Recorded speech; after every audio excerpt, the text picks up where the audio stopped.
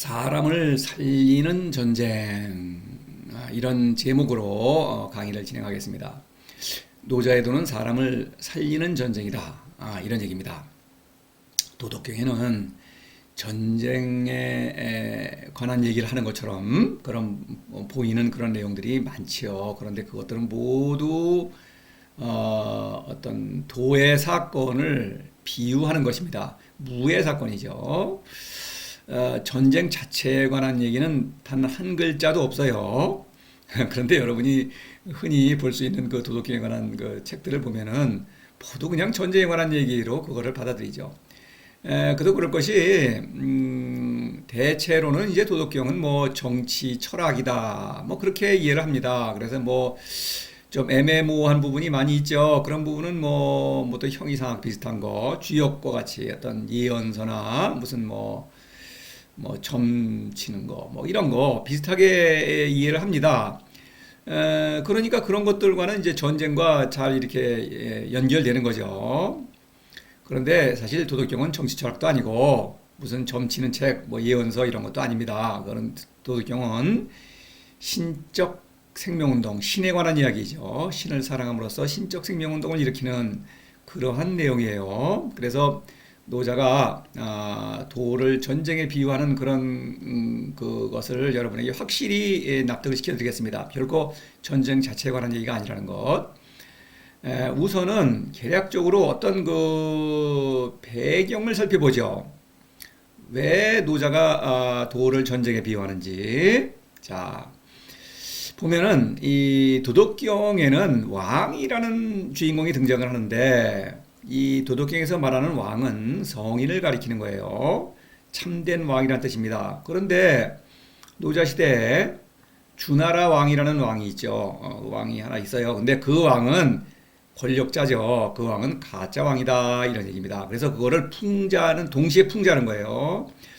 왕에 관한 얘기를 하면서 가짜 왕의 그 어떤 허구성을 풍자하는 거죠. 왕은 애민치국을 하죠. 주나라 왕이 애민치국을 합니다. 그래서 그런데 애민치국을 구호로만 주장하고 실제로 실천하지는 않는다는 얘기죠. 권력자는 백성을 뭐 사랑하지 않죠. 사랑하지 않는 것은 알 수 있는 것이 전쟁을 하니까. 전쟁을 하면서 백성을 죽이지 않습니까? 죽이면서 사랑한다? 있을 수 없죠. 그런데 이제 성인이야말로 실제로 애민치국을 한다. 애민치국의 능력을 발휘한다. 신적인 사랑을 실천한다. 이런 것입니다. 같은 애민치국이라고 하더라도 그 실제로 행동하는 것은 전혀 다른 거예요. 그래서 10장에서 이런 말을 했어요. 애민치국 능무지호. 이게 묻고 있죠. 무지라는 것은 도를 사랑하는 것입니다. 성인이라는 왕은 끊임없이 도를 사랑함으로써 도에서 오는 지혜를 발휘하는 것이죠. 그것이 바로 신적인 사랑입니다. 그러니까 애민치국을 제대로 하기 위해서는 도를 사랑해야 하는 것이죠. 권력자인 왕은 도를 사랑하지 않죠. 무지를 하지 않죠. 그러니까 애민치국을 하지 못하는 것입니다. 말로만 주장하고. 그래서 이렇게 묻고 있는 것은 권력이 매우 매력적이죠. 그래서 권력의 유혹에 빠지지 않고 학문이라는 가짜도의 유혹을 물리치고 이런 얘기입니다. 그리고 끊임없이 도를 사랑할 수 있겠느냐? 도를 사랑해야만 애민치국을 할 수 있다.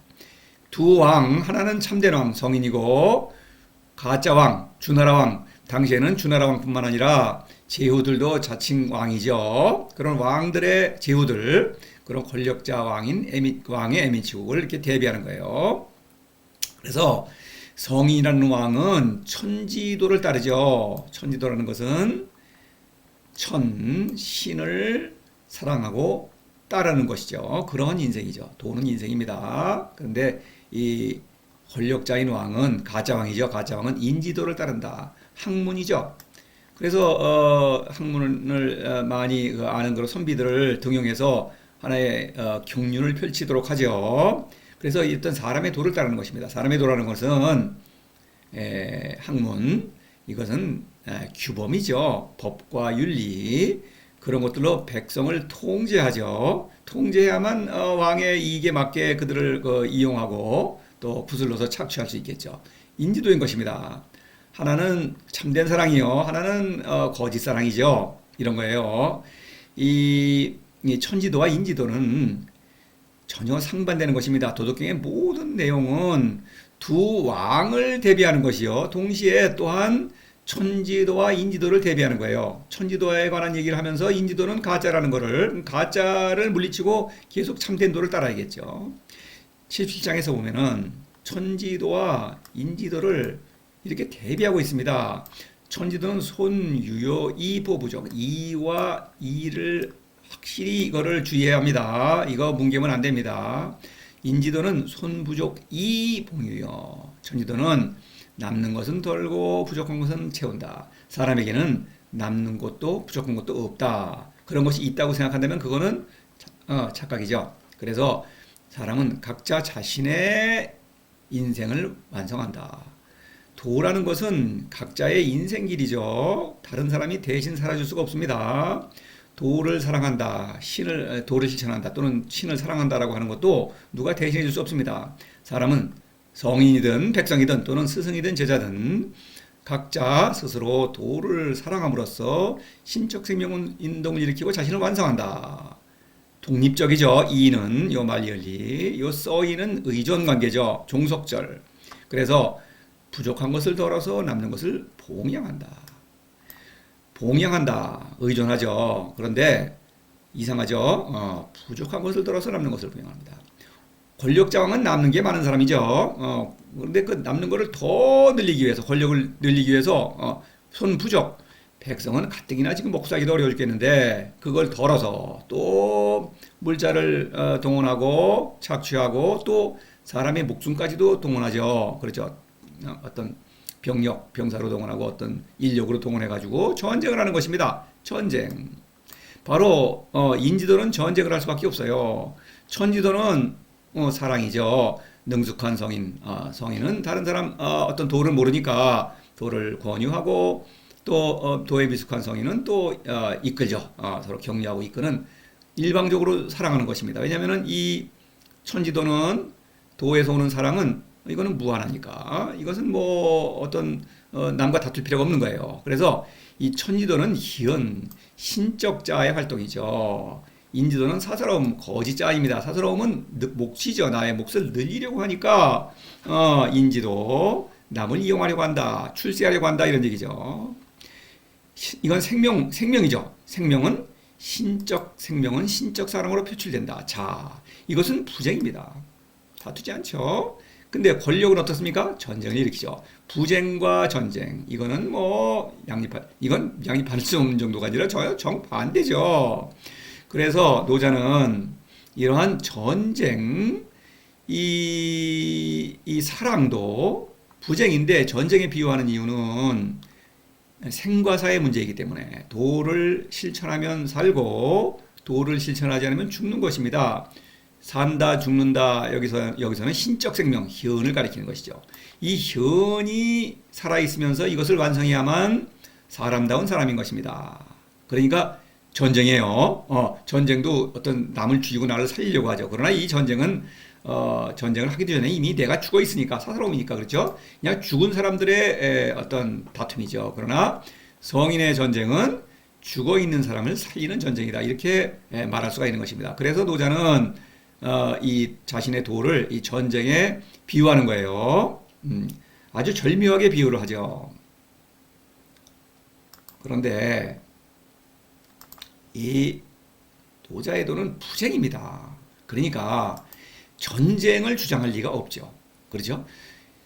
노자가 만일 부쟁을 주장하면서 동시에 전쟁을 얘기한다면 그것은 앞뒤가 맞지 않는 얘기죠. 거짓말 아닙니까? 만일 그렇다면 도덕경은 아주 무가치한 책입니다. 그렇죠? 거짓말하는 책을 뭐로 읽습니까? 그러니까 그럼에도 불구하고 전쟁도 얘기하고 부쟁도 얘기한다고 하면서 도덕경을 아주 좋은 책이라고 주장합니다. 그거 참 우스꽝스럽죠. 왜냐하면 도덕경은 유명한 책이니까 그 책을 내가 안다고 주장해야 하는 것입니다. 그러니까 이런 엉터리 얘기를 하는 거예요. 지식계급의 어떤 그 어리석음이죠. 제기에 제가 빠지는 것입니다.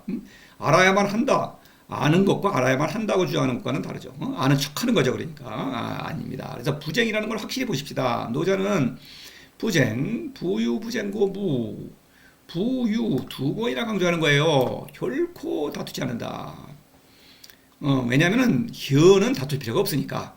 그러니까 뭐 다투고 싶은데 안 다투는 게 아니에요. 다툴래야 다툴 수가 없는 것입니다. 22에서 부유부쟁고 천하망려쟁. 천하가 나와 다툴 수가 없어요. 전쟁. 천하가 나와 다툴 수 없는데 전쟁을 어떻게 합니까? 그죠? 46장에서 천하유도 각주마입은 천하무도 육마생업이요. 그래서 유도 노자의 도죠. 각주마입은 주마라는 거는 아주 좋은 말이죠. 달리기 잘하는 경주마. 이거를 가져다가 똥을 나르게만 한다. 이거 전쟁하는 사람이 이런 거 할 수 없죠. 그렇죠?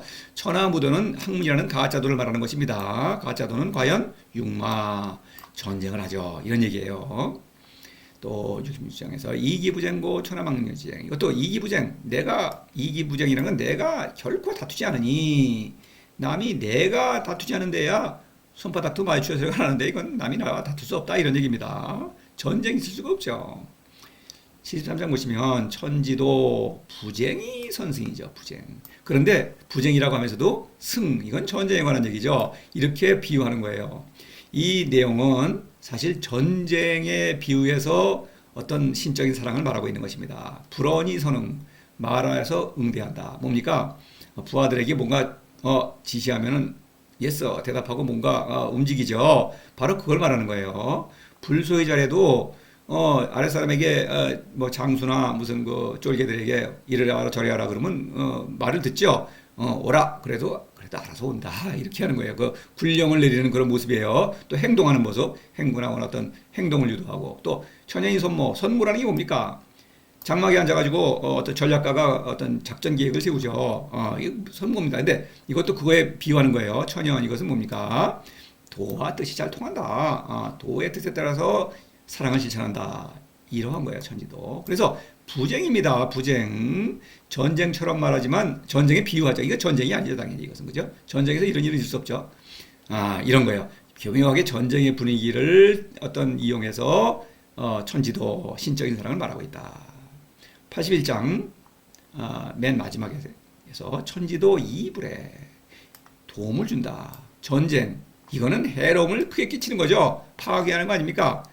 파괴하고 사람도 죽이고 크나큰 해를 끼치면서 자신도 손해를 보는 거죠. 어리석죠. 그죠? 전쟁은 나도 손해보죠. 나도 죽을 수도 있죠. 성인지도 위 부쟁. 부쟁이죠. 부쟁이 얼마나 중요하면 도덕경의 맨 마지막 단어가 부쟁이에요. 위 섬긴다. 위라는 건 신적인 사랑이죠. 부쟁입니다. 부쟁이니까 전쟁에 관한 얘기를 할 리가 없죠. 그럼에도 불구하고 도덕경에는 전쟁에 관한 얘기가 꽤 많이 있는 것처럼 보이는데 하나하나 보겠습니다. 자, 26장, 30장 다 전쟁에 관한 얘기로밖에 달리 이해할 도리가 없어 보여요. 도를 실천하지 않으면 도저히 뭐 이거는 그렇게밖에 볼 수가 없는 거예요. 자, 중의정군 정의조군. 그래서 종일행 분리치중. 여기 치중이죠. 침수래. 보급수래. 그러면 보급수래 가면 여기 전쟁, 병거 타고 전쟁하러 가는 거죠. 그런 분위기죠. 뭐, 내하 만승지주, 군사를 이끌고 가는 사령관입니다. 뭐 이런 얘기가 나오면서, 뭐, 임금자리, 이러려면 안 되겠다. 임금자리 지켜야 되겠죠. 이런 전쟁의 분위기를 물씬 풍기죠. 그런데 하나의 그 단서가 있어요. 함정이랄까? 이거 무시하면 안 됩니다. 중의경건. 경적실본 이건 좀 생뚱맞죠. 그렇죠? 전체적 분위기하고 맞죠. 또 잘 보면은 성인이 뭐 종일행 하루 종일 간다. 뭐 행군하는데 하루만 가는 건 아니죠. 뭐 그런 상징적인 표현이죠. 그런 것은 그렇더라도 중의경근 경적실본은 뭔가 생뚱맞죠. 바로 이것은 비유라는 것을 암시하는 거죠. 그래서 이 뜻을 도를 실천한다면은 알 수가 있고, 따라서 이 모든 내용이 도의 사건이라는 것을 알 수가 있는 거예요. 신적 생명운동의 사건이라는 얘기입니다, 이것이. 제가 파란 글씨를 표시한 겁니다, 강조해. 요거를, 그냥 뭉개죠. 근데 뭉개면 안 된다. 여기서도 보면은, 여기는 영락 없이 이건 전쟁에 관한 얘기 같아요. 열어봐도 전쟁을 벌이면 돌아온다. 형극생원, 대군지후, 큰 군대 일구고 막 하는 것입니다. 그러면 전쟁을 하면 흉년이 들죠. 아닌 게 아니라 이런 얘기를 해야 비슷하게 잘 말썽달썽하죠 물론. 근데 맨 뒤에 물장증노, 시위, 부도, 조의, 이건 뭡니까? 너무나 이 맥락이 딱 끊어지죠. 그래서 이 뜻, 이것을 알기 위해서는 당연히 도를 실천해야 하는 것입니다. 도를 실천하지 않으면 이런 어리석은 일을 하는 거예요. 조의, 죽어 있다 이겁니다. 그러면 이 모든 사건, 어떤 신적 사랑의 에서 일어나는 목적하는 그런 사건들이라는 걸 아는 거예요. 또 31장 이거는 뭐 더욱더 그렇죠. 보시면 뭐 부가병자, 그래서 뭐 번쩍번쩍 가병이라는 건 뭡니까 이거 뭐 번쩍거리는 무기 이런 거 갖고 얘기를 하면서 또 뭐 병이 나오죠. 그 다음에 시효 살이 나옵니다. 그렇죠? 살은 잡아가지고 그 다음에 편장군, 상장군 얘기가 나오고 그 다음에 뭐 살인지중이 나오고 말이죠. 전쟁이 이겼다. 전쟁해 가지고 막 어떤 죽이고 살리고 이런 장면을 연상하게 하는 그런 내용입니다.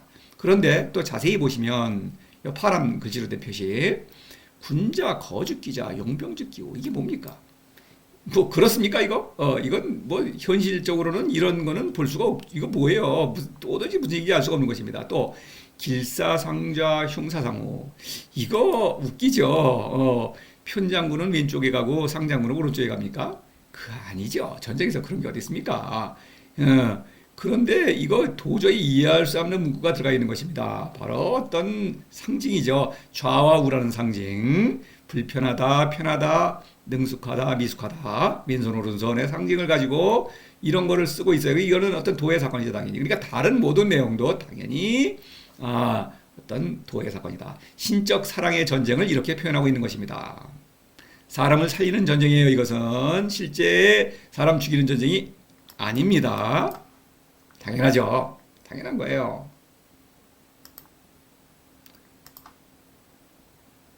또 68장 이거 보시면은 제가 다 끌어왔어요. 전쟁에 관한 얘기하는 장들을. 선의서자불무, 선전자불로, 선승격자불여, 성인조이자 아주 뭐 어떤 교활한 어떤 능숙한 어떤 전략가랄까 장수의 모습 뭐 이렇게 상상할 수가 있어요. 그런데 부쟁지도 다투지 않는 전쟁 이건 있을 수 없죠. 이상하죠. 그런데 또 용인지력 좋아요. 용인지력 뭐 사람을 잘 이용해 먹는 그런 뭐 힘이라든가 이렇게 이해할 수 있겠는데 배천고지그 이거 무슨 뜻입니까 이거? 너무나 생뚱맞죠. 물론 천고지극이 도를 가리킨다는 것, 이거는 앞에 내용이 나와 있는 내용에서 이어진 것이죠. 천은 하늘이고 고는 그 옛 사건, 현의 운동, 어떤 천고라는 것은 도와 성인의 사랑을 말하는 것이죠. 극이라는 건 뭡니까? 도는 끝이 없는데, 그렇죠? 성인으로서는 그 끝에서 도를 만날 수밖에 없죠. 그러니까 도를 가리키는 도의 짝이다 이런 얘기입니다. 근데 이런 상징적 표현도 알아들을 수가 없고 도를 실천하지 않으면 알아들었다면 이 모든 것은 비유라는 것을 알 수밖에 없는 거예요. 이러한 전쟁은 있을 수가 없죠. 또 69장 이것은 아예 용병유언 아예 병법이에요. 그런데 이상하죠. 뭐 불감 위주의 위기에 진촌이 퇴조 맨날 후퇴만 한다.